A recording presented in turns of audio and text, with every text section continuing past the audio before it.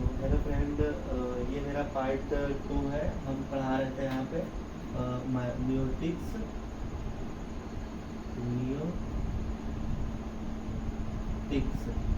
इसका चैप्टर पढ़ा रहा था मैं।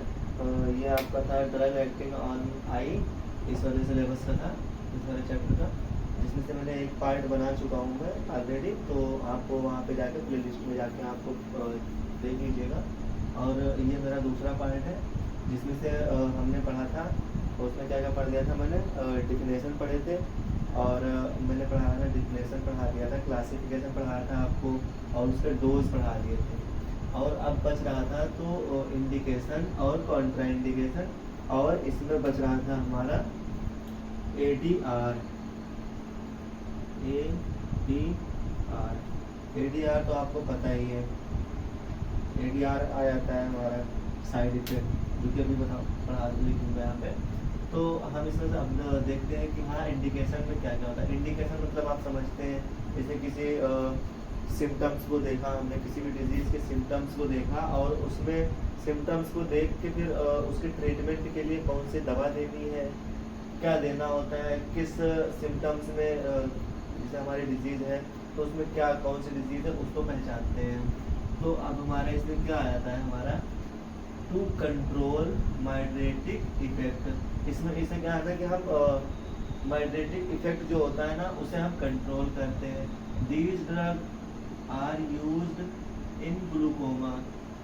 ये ड्रग्स ग्लूकोमा में यूज होती हैं या ग्लूकोमा के प्रयोग में लाई जाती है। These drug are used to counter the effect of mydriatic after refraction test. तो मैं यहाँ पे पॉइंट बना दूँ ताकि आपको दिक्कत ना हो कि मैंने पॉइंट कर दिया आपको। अब इसमें क्या है, These drugs are used to counter the effect of mimetic after refraction test।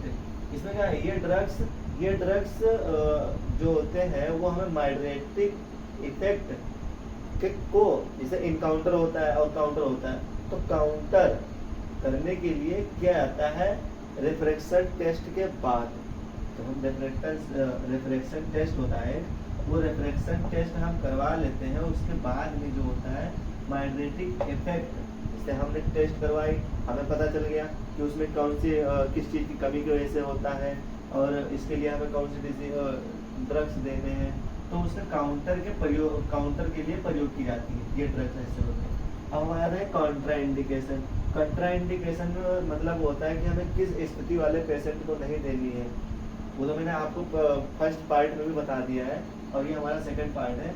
जैसे आप इसमें मान लो कार्डियक डिजीज, जैसे कोई पेशेंट है जिसको दिल का दौरा पड़ता हो, स्ट्रोक आता हो, या एंजाइना पेक्टोरिस होता हो, तो उस डिजीज वाले पेशेंट को हमें नहीं देना होता है। जो ड्रग्स इसमें थी वो ड्रग्स हमें इस डिजीज वाले पेशेंट को नहीं देनी है। अब आता है टाइप 1 डायबिटिक्स मेलिटस। आपने पढ़ा ही होगा 2 टाइप्स के डायबिटीज मेलिटस होते हैं, ठीक है। अब ये होता है टाइप 1। जो टाइप 1 के डायबिटीज पेशेंट होते हैं उनको हमें ऐसे ड्रग्स नहीं देने हैं, ऐसे ड्रग्स नहीं देने हैं।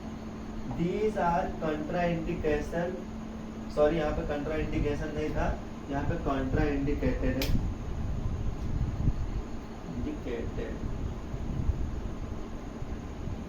यहाँ पे कॉन्ट्रा इंडिकेटेड है,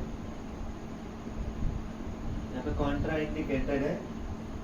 These are contraindicated during pregnancy के दौरान हमें इसे नहीं देना है।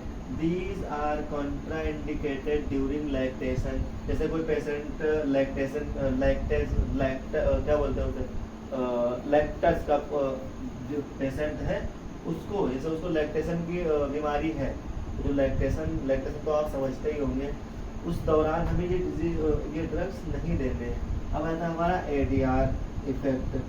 अब अगर हम जैसे टोलाजोलाइन था, और क्या था, पिलोकार्पिन था, मेथानिकोल था, और क्या था, कार्बेकोल था, और टोलाजोलाइन, मतलब इतने जो ड्रग्स हैं उनको अगर देते हैं हम, तो किस में यूज में देंगे, आप तो जानते ही हैं, बायोटिक्स वाली डिजीज में।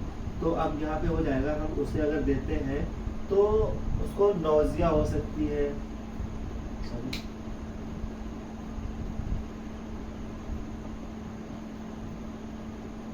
नौजिया हो सकती है, और वोमिटिंग हो सकती है, और उसे क्या बोलते हैं आप,